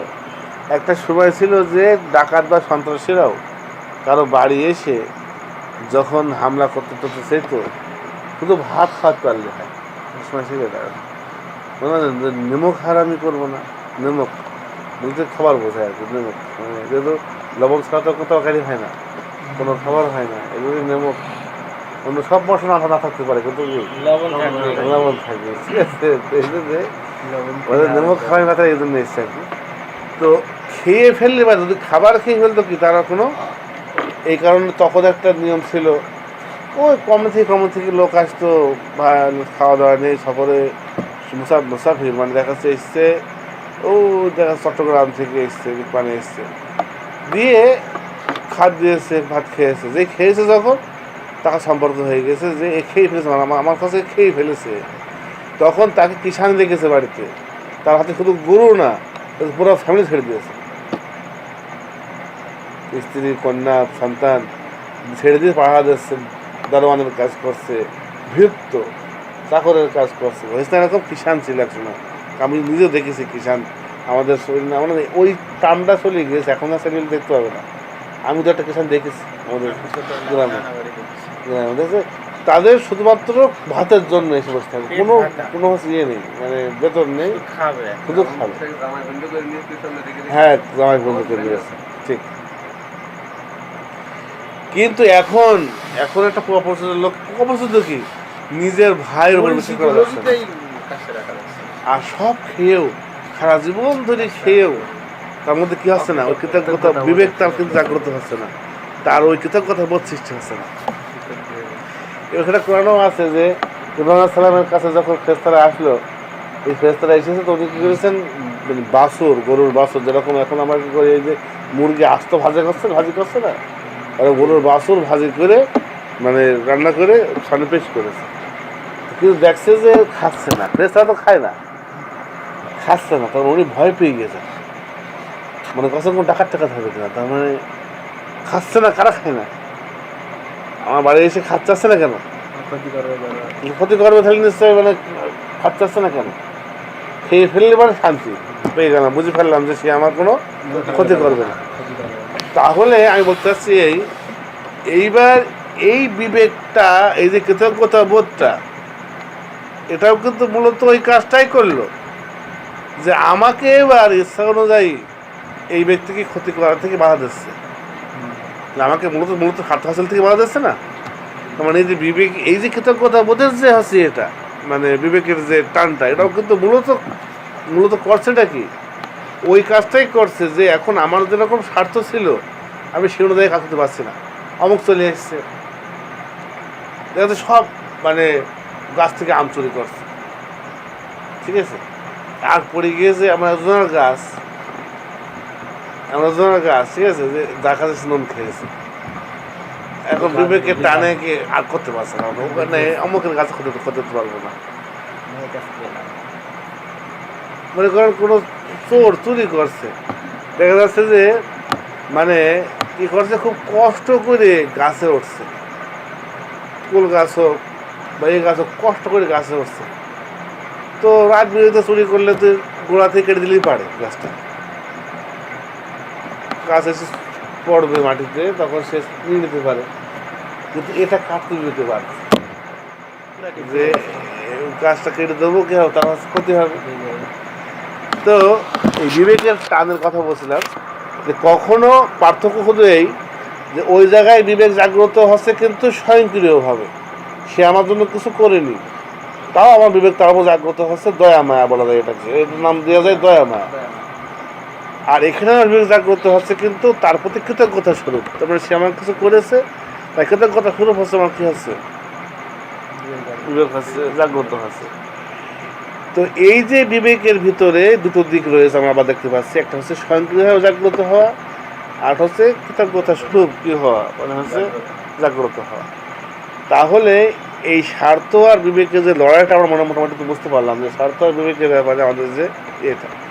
এখন মুহূর্ত কিসের মধ্যে, কৃতজ্ঞতা মুহূর্ত না, কৃতজ্ঞতা তো মুহূর্ত, ওই যে বললাম মুহূর্ত হচ্ছে বিবেককে জাগ্রত করে স্বার্থকে পরিত্যাগ করার মধ্যে, তো কৃতজ্ঞতার মধ্যেও তো বিবেক জাগ্রত হচ্ছে এবং স্বার্থ কি হচ্ছে, পরিত্যক্ত হচ্ছে, কারণ যার প্রতি আমি কৃতজ্ঞ হচ্ছি তার জন্য আমি স্বার্থ কিছু ত্যাগ করছি, তাই না, এটা তো কৃতজ্ঞতা।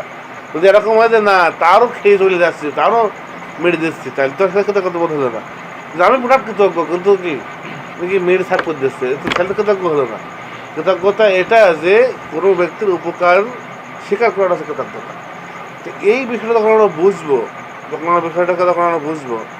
তখন আমরা এই বর্তমান সময়ের একটা বিরাট খারাপ একটা রীতিকে আমরা অনুধাবন করতে পারবো। এই যে বর্তমান সময়ে উল্টে গিয়েছে, আমরা যাতে এখন আলোচনাটা করলাম, স্বার্থ হাসিল করা হয়তো বৈধ হবে, আর না হলে বেশিরভাগ ক্ষেত্রে নিন্দনীয় হবে, হারাম হবে, বিরাট হারাম হবে, বিরাট সত্য, বিরাট ঘুষখোর, কারো ছাড়ে না, এর একটা মাত্রা আছে, তাই না। দেখা যাচ্ছে যে ওই যে বললাম যে এমন ডাকাতি করছে, তাও কারো বাড়ি খেয়ে ফেললে আর ডাকাতি করছে না, আর একটা লোক খেয়েও ডাকাতি করছে, সব সমান না, মানে একটা কি আছে, প্রত্যেকটা ব্যক্তির পাপের মান কিন্তু কিনা, চুরি করা এক জিনিস, আবার মসজিদ থেকে চুরি করা এক জিনিস, আমার জিনিসটা কিন্তু হচ্ছে এক্সট্রা হচ্ছে ইয়ে রয়েছে। যতটা বেশি বিবেক, তার যতখানি বিবেক পরিত্যক্ত হচ্ছে, স্বার্থের মধ্যে নিন্দার পরিমাণ হবে কি অনুযায়ী, ততখানি বিবেক পরিত্যক্ত হচ্ছে, যত বেশি বিবেক পরিত্যক্ত হচ্ছে তত বেশি স্বার্থ নিন্দনীয় হবে, আর বিবেক তত বেশি মহৎ হবে যত বেশি স্বার্থ পরিত্যক্ত হচ্ছে, যত বেশি এটা বলা যায়। এই হচ্ছে স্বাভাবিক স্তর, বিবেক ওপরে চলছে যত বেশি, আর স্বার্থ নিচে নামাচ্ছে যত বেশি। যদি এটা স্বাভাবিক পর্যায়ের নিচে নামে, তো অনেকটা সেই বেড বিছানার মতো, যে পা দিলে পরে একটু দাববেই, ওটা স্বাভাবিক। কিন্তু দেখা যাচ্ছে পুরা খাট ভেঙে নিচে পড়ে যাচ্ছে, তাহলে সেটা তো স্বাভাবিক না। তো আমরা মানুষ হিসেবে যতটুকু স্বার্থ হাসিল করাই লাগবে, 3 বেলা খাওয়া লাগবে, একটা লোভ থাকবে, ওই পর্যায়ের নিচে আমরা নামছি, ওই নিচটুকু আর নিয়েছেন, ওটা স্বাভাবিক। অট্টুকাল আমাদের ভিতরে দিয়েছেন, ওইটাকে বৈধ করেছেন। যখন আরও নিচে নেমে যাবে তখন সেটা কী হবে? নিন্দনীয় হবে। যদি তার বিবেক তাকে তুলতে না পারে, তাহলে বিবেক নেমে আসছে, তাহলে বিবেক নেমে আসছে তার। যত বেশি স্বার্থ যতখানি নিচে নামবে ততটাই কিন্তু বিবেকটা কী হবে? নিচে নেমে যাবে। আর বিবেক যতখানি উপরে উঠবে তত স্বার্থ কিন্তু ত্যাগ হবে, তাই হবে না? তাহলে এইবার আমরা একটা জিনিস বিরাট একটা কিন্তু আমরা পেয়ে যাই। তাহলে এটা কি সম্ভব? এটা কি সম্ভব যে আমি আমার সমস্ত স্বার্থকে চরিতার্থ করেও আমি মোহত হব? জিনিসটা কিন্তু একটা বিরাট একটা সিন কিন্তু আমরা পেয়ে যাই। আমরা দুটোই চাচ্ছি, এক ঢিলে 2 পাখি মারবে, অথচ এক পাখি আছে দক্ষিণে আর পাখি আছে উত্তরে, যেখানে সম্পর্কটাই হচ্ছে বিপরীত। স্বার্থটাকে বিবেক মানেই হচ্ছে স্বার্থের বিপরীত টান। বিবেকটাকে যত বেশি সে তুলবে ততটাই বেশি মুহূর্ত। আর বিবেককে উপরে তোলা মানে স্বার্থ পরিত্যাগ করা, আর স্বার্থকে নিচে নামানো মানেই বিবেককে নিচে নামিয়ে নিয়ে আসা অপর থেকে। তাহলে কীভাবে এটা সম্ভব যে একটা ব্যক্তির সমস্ত স্বার্থ রক্ষা করে চরিতার্থ করে সে মহৎ হবে? সম্ভব। এখন কিন্তু এই প্রক্রিয়াটা চলছে সব জায়গায়। এখন একজন ধনী ব্যক্তি সে তার টাকা কামাইয়ের যাবতীয় ব্যবস্থাপনা, যেমন দেখা যাচ্ছে যে কিছু টাকা ঘুষে ছাড়া, কিছু টাকা সুদে ছাড়া, হ্যাঁ, তারপর ওই টাকা মানে গরিব মানুষের মেরে দিয়ে, মানে কেউ ওই যে লাইফ ইন্স্যুরেন্সের নামে খুলছে, ফকিরের নামে 10 টাকা করে প্রতিদিন জমা করছে, এই ফকিরের টাকা থেকে মেরে দিচ্ছে হচ্ছে অর্ধেক টাকা। তো এইভাবে করে কী করছে, মানে সমস্ত প্রকারের অন্যায়গুলো করে সে টাকা জমিয়ে সে যে বড় লোক হলো। এবার সে মনে করছে যে সে মহৎ ব্যক্তি, সে মানে মহৎ ব্যক্তি, তার কথা শুনতে হবে মানুষকে, হ্যাঁ, তাকে একটা সম্মান করতে হবে, সেটা নেতা বলে গণ্য হবে। সে একটা হচ্ছে আল্লাহর কাছেও, আল্লাহ আমাকে সম্পদ দিয়েছেন, আমাকে ভালো না বাসলেই দিয়েছেন, আল্লাহর কাছে সে কিন্তু একদিকে সে নিচে নেমে গিয়েছে চূড়ান্ত পর্যায়ে। বিবেক একেবারে চলে গেছে শূন্যের কোঠায়, মনে হয় জীবনে কোনো ব্যাপারে সে আর বিবেককে মানছে না। সেই ব্যক্তিও মনে করছে যে আমি কি মহৎ। এটা গেল নেতাদের কথা, ধনীদের কথা। আবার দেখো আমাদের আলেমদের দেখো, আমাদের আলেমরা তো নিজেদেরকে, যারা আলেম ওলামা যারা আছে, মসজিদের ইমামরা, এই যে মাদ্রাসার হচ্ছে তোমার হলো মুহতামি, মাদ্রাসার শিক্ষকরা, এরপরে হচ্ছে যারা ওয়াজ করছে ওয়াইজেদরা, যদি আর 5টা টাকাও বাড়ানো যায়, সেই 5টা টাকাটাও বার্গেনিং করে বাড়াচ্ছে। আমরা কী করি দেখা, যখন গাড়ি কেনা আমি এরকম কথা মাঝে মাঝে আমি ভাবতাম, মাঝে এরকম মনে হচ্ছে যে মনে করো যে কোনো জিনিস, কোনো একটা বাড়ি, সেই বাড়ির হচ্ছে দাম হচ্ছে 20 লাখ টাকা। আর 20 লাখ টাকা আমরা দাম দর করছি করে, তখন মানুষ কী করছে যে কত কমায়, এখন তো মোটামুটি লাখে কমায়, তাই না? 20 না 19 নেন, দামটা কিরকম হয় না লাখে হয়, যে 20 না 19 নেন না 19.5 এরকম, মানে এর থেকে নিচে আর আমার সাধারণত মানে ওই দাম দরটা হয় না, ঠিক আছে? তা আমার মনে হতো যে ওই বিলটা দেওয়ার সময় যদি তাকে বলি যে 500 টাকা কম দিলাম, সেক্ষেত্রে তো বলবে না, কিন্তু এটা বলে না কেন? আমি এটা চিন্তা করবো থেকে চিন্তা হবে মানুষ এটা দেওয়ার সময় কত বলে না যে 500 টাকা তো অনেক টাকা, তাই না?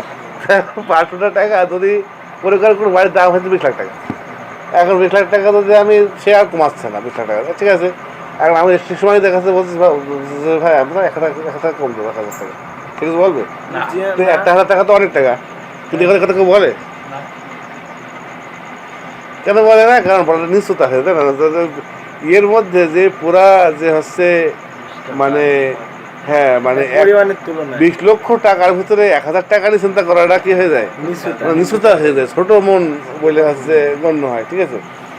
তো দুনিয়াবি লেনদেনের ক্ষেত্রেও মানুষ এরকম নিচুতাকে বোঝে, আর এই হুজুরা দেখা যাচ্ছে তার হচ্ছে যে 30,000 টাকা 40,000 টাকা তার হচ্ছে মানে ওয়াজ বলছে 500 দাও, দেখবা দেখবা আর 500 টাকা, মানে এর মধ্যে 500 টাকা করে, মানে এদের লেনদেনটা ওদের থেকেও নিকৃষ্ট। দুনিয়াবি যে লেনদেনটা হয় তার থেকে ওই লেনদেনটা কি দেখা যাচ্ছে তার বেতন দিয়েছে 10,000 টাকা, দেখা যাচ্ছে মনে করো যে 10,050 টাকা। একটা যেহেতু ওদের অভ্যাস একটা বেগুন, একটা লাউ, একটা ঝাল অভ্যাস না, মানে অভ্যাস তো এর উপরে। যাই হোক, আমি বলতে চাচ্ছি যে ওই যে নেতারা বা ওই যে বড় লোকেরা সমস্ত প্রকারের খারাপ তরিকায় ইনকাম করেও মহৎ ভাবছে, হুজুররাও দেখো স্বার্থ ত্যাগ করছে। আমি একটা জিনিস কি মুহূর্তের সঙ্গে স্বার্থ ত্যাগের একটা সম্পর্ক দিলাম, মানে দেখুন জ্যামিতি আকারে, কিন্তু মানে যে সম্পর্কটা এটা কিন্তু অঙ্কের আকারে কিন্তু বেরিয়ে গেল, এদিকে টানলে এদিক তো আমি সবসময় খুঁজি একটা হুজুরের ত্যাগটা কোথায় পারে, মানে একটা মৌলানা বা একটা হুজুরের। কালকে বলছিলাম যে শুধু আমাদের দিজ আছে ওদের, বাচ্চা বয়স থেকে আমাদের বাড়ির ঘরে আসছে, বাবা গো মাদ্রাসায় পড়ি গো, আচ্ছা টাকা নিয়ে যাচ্ছে।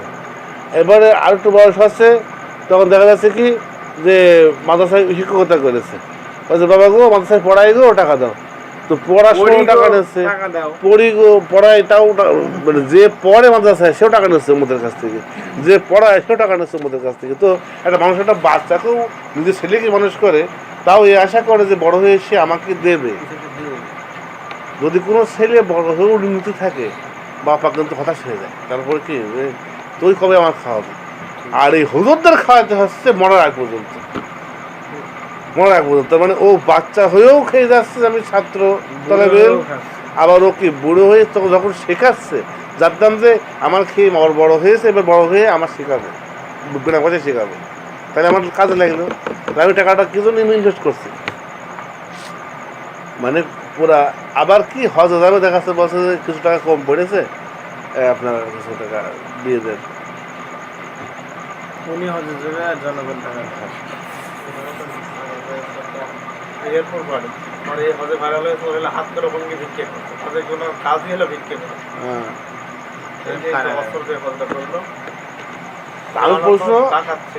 আমার প্রশ্ন এটাই, আজকে সে সাইদি হোক, আজকে সে তারেক মনোহর হোক, আজকে সে অমুক হোক, যেই হোক না কেন, আমার প্রশ্ন হচ্ছে তাকে সে যে নিজেকে মুহূর্ত মনে করছে এবং আমাদের তাকে মুহূর্ত বলছে, তার ত্যাগটা কি?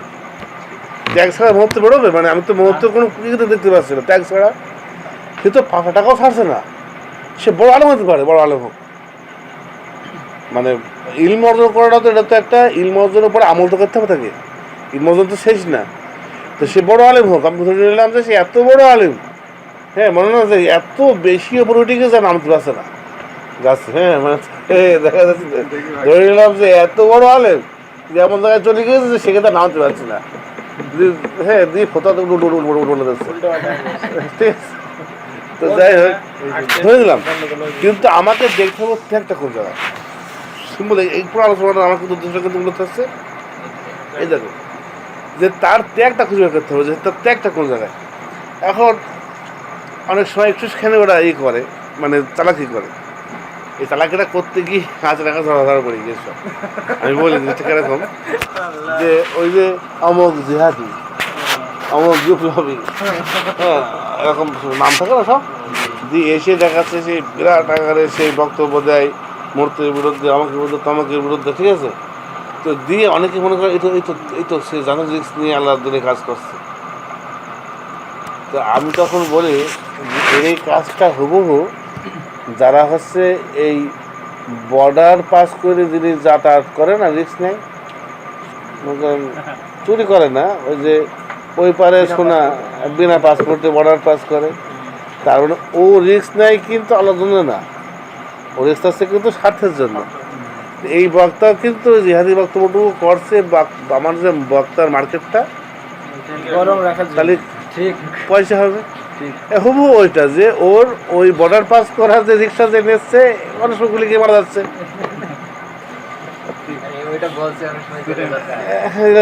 ঠিক আছে, তো মানে এখানে হবু মিল কোনো সন্দেহ নেই ছাড়া যদি কেউ চিন্তা করে আকল দিয়ে যে ওই কেন কেন হচ্ছে ওই নিচ্ছে হলো এই রিক্সা নিচ্ছে, কারণ ওর টাকা না দিয়ে টাকা না দিয়ে কি বোঝা যাবে যে যে কাজ আলাদা জন্য করে সে সেই কাজে ওই আচরণ করে, যে আচরণ টাকা করে টাকা ওই ওই যাদের টাকাটা যেভাবে তোলে বোঝা যাবে না তার দেখিলে সে এখন সার্থক কী জন্য সেই করছে। ওই যে ঢাকা শহরে দেখবেন যে 10 তালা হচ্ছে ঘর, রং টং যখন করে দেখবেন তো দড়িতে ঝোলে রং করার সময়, তো বা সিমেন্ট তোলে ওরকম মই দড়ির মই দেখে সিমেন্ট তোলছে অপরপর্যন্ত, ঠিক আছে। এই যে রিস্কগুলো নেয় না, এই রিস্কগুলো যেরকম নেয় এই বক্তা রিস্ক হচ্ছে ওরকম। সে যেহেতু তার বক্তব্যটা হচ্ছে তার ব্যবসা, কী করে ওয়াজ করে, তাহলে সে ওয়াজের মধ্যে যা কিছু করে ওটা তো দিনই কাজ না। বলছে তো তোমার আব্বা কী করে, বলছে ওয়াজ করে, পয়সা কি ওয়াজ করে, ঠিক আছে। তো ওয়াজ করা এটা তো পেশা, কারণ আমাদের হচ্ছে পেশা।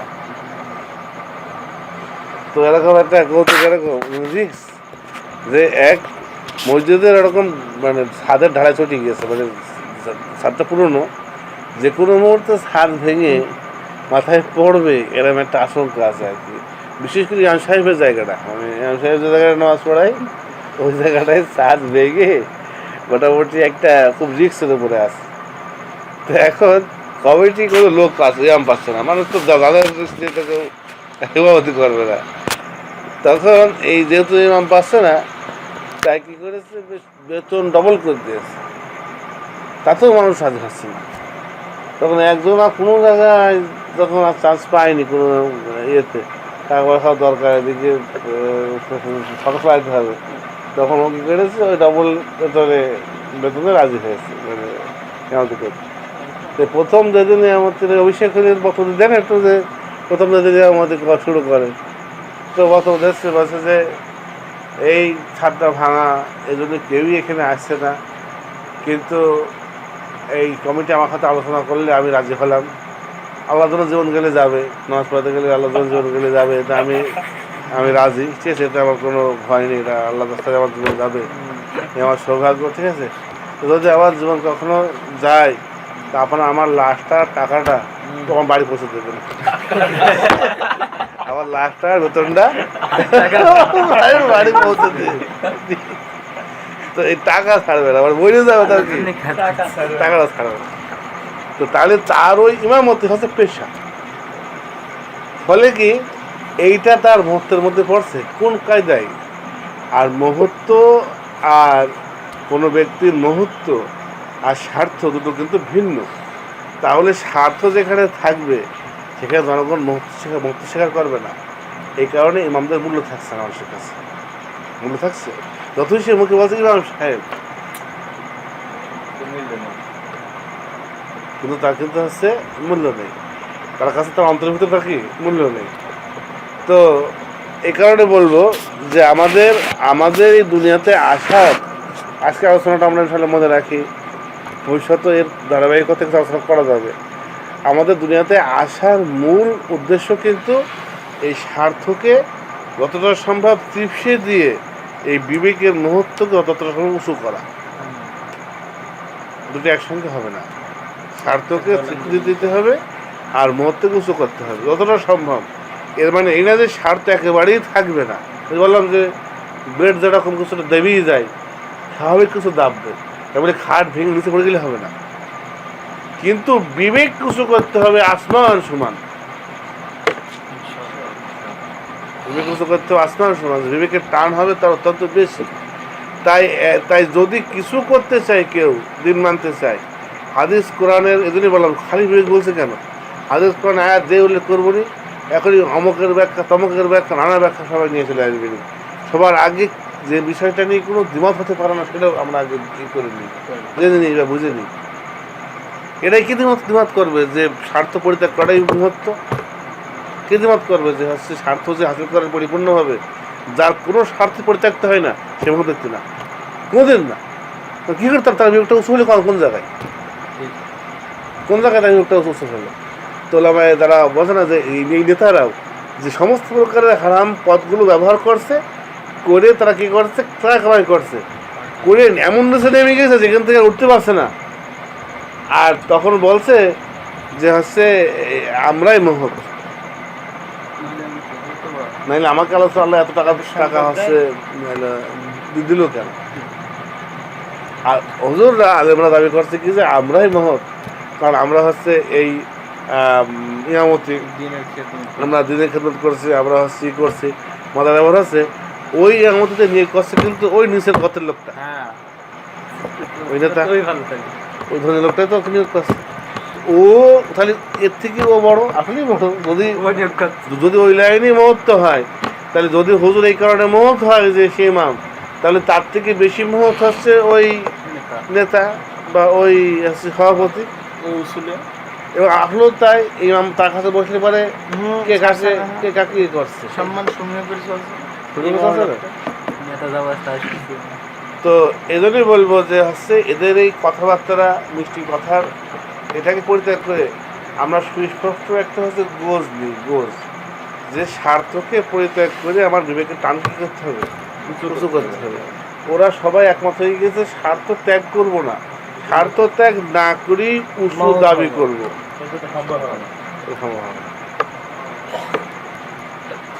আঙুলের উপরে ভর দিয়ে ডিঙি মারলেই তাল গাছে ওঠা যাবে না, ঠিক আছে? জোর করে দেখা যাচ্ছে ডিঙি মারলাম, কিন্তু কোনো ফায়দা হবে না। তো এই ওই যে তরিকার যেটা আছে ওদের তরিকা, যে স্বার্থকে কোনো রকমের পরিত্যাগ না করেই আমরা হচ্ছে মুহূর্তের সর্বোচ্চ শীর্ষে উঠে পড়বো, সর্বোচ্চ শীর্ষে দাও, মুহূর্তের কোনো উসুল পরিমাণ থাকবে না ওদের ভিতরে, কোনো মুহূর্তই থাকবে না। মানে জনসেবা, না যে সমাজসেবী জনদরদি, যে নেতা লেখছে জনদরদি সমাজসেবী, একটা লোক তার সমাজসেবী মানে যে ইমাম বলছে আমি আল্লাহর ওলি, আমি হচ্ছে এদিকে কি মানে ওই 50,000 টাকা দাও, হ্যাঁ তাবিজ দিচ্ছে 500 টাকা দাও, তারপরে কায়দা পড়াচ্ছে 50 টাকা করে দাও, তারপরে একটু আরবি শেখাচ্ছে 100 টাকা করে দাও, যে করে বেড়াচ্ছে, এই লোকটাকে একটা লোকও আল্লাহ ওলি বলে বাজে না, ভাত দিতে চাচ্ছে না, ভাত দেবো না। 30 দিনের দিয়ে ঠিক করতে গিয়ে কমিটির বাইরে ফুটে যাচ্ছে, 30 দিনের 30টা লোক ঠিক করতে গিয়ে সে ত্যাগ করছে না, তার জন্য আদর ত্যাগ করবে কেন?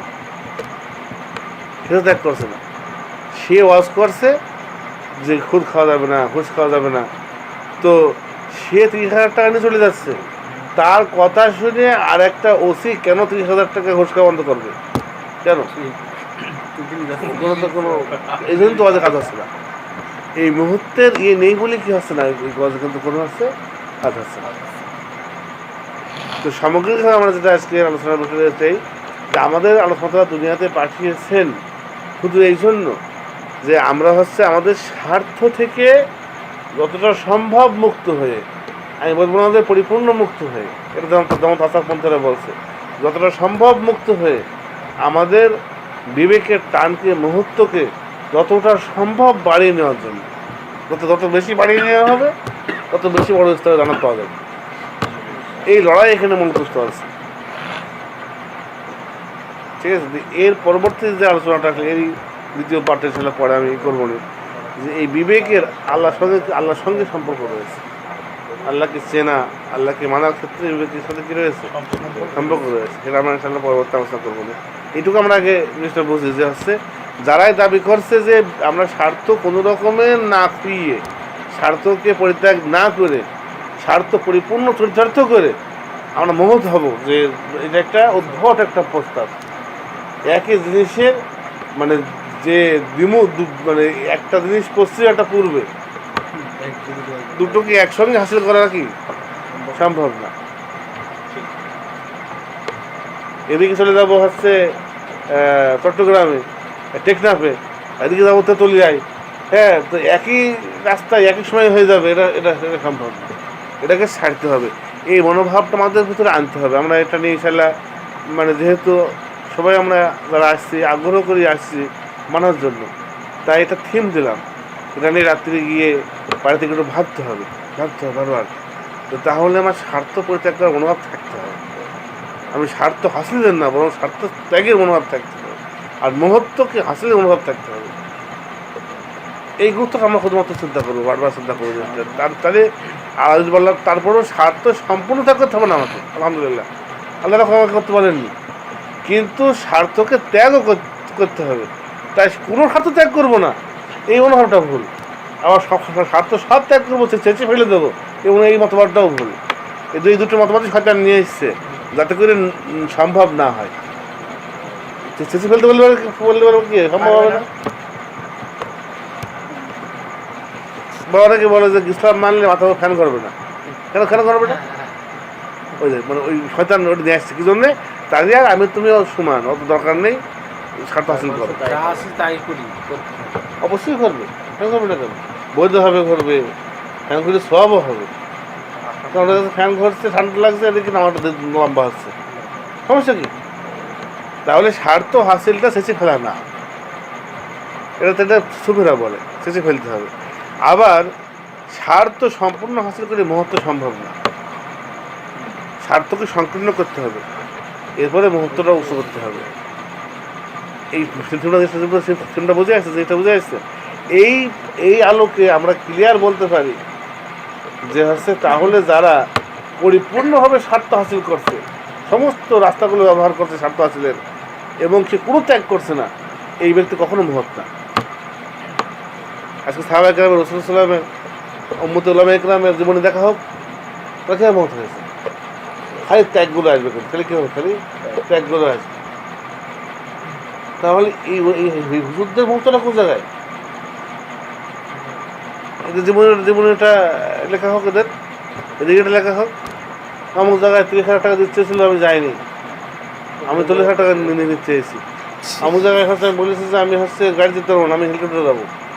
অমুক জায়গায় আমি বলেছি যে ওখানে কি মানে 3 পোয়া ওজনের 3টে মুরগি একসাথে কাবাব করতে হবে, আর গাজর দিতে হবে, আর ভিতরে কিছু খাওয়ার যে মেনুটা, এটাও ঠিক করে দেয় বেয়াদবরা, শয়তানরা। ওটা মহৎ হয়ে গেল। আমার জিনিসটা হচ্ছে যে আমাদেরকে ধোকা দিচ্ছে, আর আমরা সহজে কী হচ্ছি, ধোকায় পড়ে যাচ্ছি। সম্ভবই না, অসম্ভব যে ত্যাগ ছাড়া কেউ কী হবে, মহৎ হবে। ত্যাগ করতে হবে, 500 টাকাও ত্যাগ করে না। এখনও শুরু করেছে নতুন কৌশল, হুজুর আগে 1000 টাকা দিয়ে তাই দাম চলছে, যে হুজুর 1000 টাকা দিল।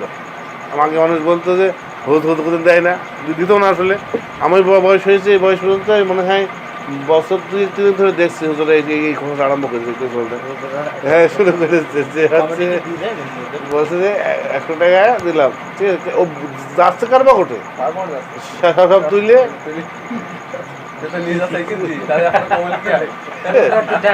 তো খুব একেবারে 100 টাকা।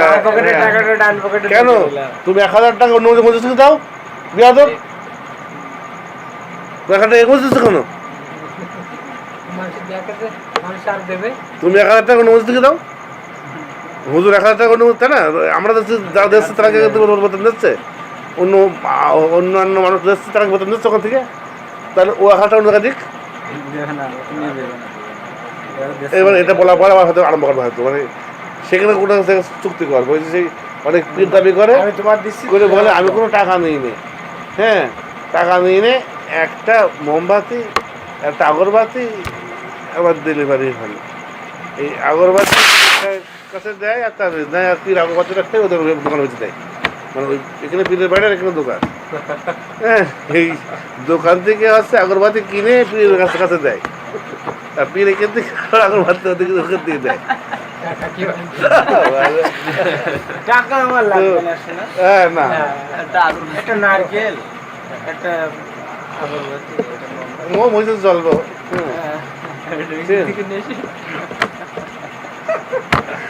তো হচ্ছে পাবলিক হচ্ছে ধোকায় পড়ে যাচ্ছে, বলি না যে অনেক ধোকা চিরকাল ধরে চলছে। এই যে বাসে করে সবাই যায়, যে বাস দেখবে টানে তো ছেড়ে তার মানে যদি 10 মিনিট একটা ধরে বসে থাকে, মানুষ তো রেগে যাবে, মারবে। আর যে ছাড়ছে আমার কাছে বোধ হয় এসে ছাড়লো বোধ হয়, আবার ফিসে আসছে, আবার আমার কাছে ছাড়লো মনে হয়। ঠিক আছে, মনটা কি হচ্ছে, মনকে ধোকা দিচ্ছে, কিন্তু মানে ঠান্ডা করে দিচ্ছে, ছেড়ে দিলে মনে হয়। মানে এই কৌশল চলছে যুগ ধরে চলছে, মানুষ বুঝে উঠতে পারছে না, যারা ফাঁকি ধরছে। ওর থেকে বড় যদি একটু স্থির দাঁড়িয়ে থাকতো, তো যারা একটু ঘুমান দেখা খুশি ঘুমাতে পারতো, একটু করে দেখাচ্ছে ঘুমাতে পারতো। কিন্তু মানুষ ধোকায় পড়ছে, মানুষের অভ্যাস আছে এরকম, সহজে কি করে ধোকায় পড়ে। সেই জন্যই বলছি যে এরা একটা টাকা 500 টাকা বলতে কি করে না। একটা গল্প আছে এরকম, এক হুজুর পড়ে গিয়েছে হচ্ছে পানির ভিতরে, পুকুরের মধ্যে সাঁতার পারে না, তারপরে ও খাচ্ছে পানি ঢোক গেছে। তো সারা লোক বলছে হুজুর হাত দেন হাত দেন হাত দেন, তো হুজুর হাত দিচ্ছে না। তো এক লোক ছুটে গিয়ে হুজুর হাত নেন, আমার হাতটা নেন। আর একা খ্যাক করতে বলে গেছে দুই হাত দিয়ে। তখন ট্রেনে তুলে ফেলেছে, তখন লোক বলছে কী ব্যাপার, তখন বলছে ওদের দেওয়া অভ্যাস নেই, নেওয়া অভ্যাস। হাত দেন বলে বা কি আছে না, মানে ওর সাইজ মন সাইজ আছে না, হাত নেন তখন নিয়ে নিয়েছে। মানে এই জন্য এই ওরা যে মুহূর্তের কাপড়, পরছে, পরার চেষ্টা করছে আর কি, সেই মুহূর্তের কাপড় হচ্ছে ময়লা আবর্জনা, নাপাক ধরাপড়। এই মুহূর্তের কাপড় ইয়ে না, মানে ত্যাগের মহিমায় আলোকিত না, ত্যাগের ইয়েতে ইয়ে না। এটা খুব ক্লিয়ার জিনিস। এই জিনিসের জন্য কোনো কোথাও লাগবে না, এর জন্য কোনো হচ্ছে, এই জন্য বললাম যে আমার হাদিস এবং কোরআনে আয়াত পড়তে হলে পারে আসলেই অনেক উসুল দরকার, অনেক নিয়মকরণ দরকার, সেগুলোর মধ্যে আলাদা অনেক সময়। তারপর আপনার আজকাল পড়ে দেখবার তাও না, পড়ছে আমরা আজকাল এর মধ্যে আমার আজকাল বলছি না, উল্লেখ করছি না, কিন্তু আমার কিছু রিয়েল কিছু লজিক আমার হচ্ছে কিনা এখানে আমার আগে দেওয়ার উদ্দেশ্য, তাতে করে কি হয়, তাতে করে আগে ক্লিয়ার হয়ে যায় যে আসলে কোনটা কোন তরিকা। তাই আমি বলবো আমাদের তরিকা কী হবে, স্বার্থকে পরিত্যাগ করে আমাদের তরিকা হচ্ছে কি মুহূর্তকে হচ্ছে বাড়িয়ে নেওয়া। ঠিক আছে, এই জন্যে আমাকে যদি ইসলাম মানতে হয়, মুহূর্ত হতে হয়, আমাকে ত্যাগের জন্য আগে তৈরি হতে হবে। আমি সমস্ত প্রকারের হচ্ছে স্বার্থকে ঠিক রেখে আমি মুহূর্ত হব, এটা হতে পারে না। আমাদের এখন মানুষের চিন্তাভাবনা হচ্ছে এরকম, যতটুকু মুহূর্ত হয় হোক, আগে স্বার্থটা হোক, ছেলে চাকরি করুক, ব্যাংকে করুক, সুদ খাক, সব খাক, খেয়ে এবং যতটুকু সম্মান হয়, যতটুকু হচ্ছে মুহূর্ত হয়। কিন্তু আমি সুদের জন্য, আমি হারামের জন্য ছেড়ে দেবো চাকরি, দিয়ে মুহূর্ত হবে, এটা মনে হয় মানুষের ভিতরে নেই। তা আমাদের এই স্বার্থকে পরিত্যাগ করে মুহূর্ত হওয়ার যে তরিকার শিখতে হবে, এটা নিয়ে একটা আমরা ভাবি, পরে হিসেবে আরও কথা করা যাবে।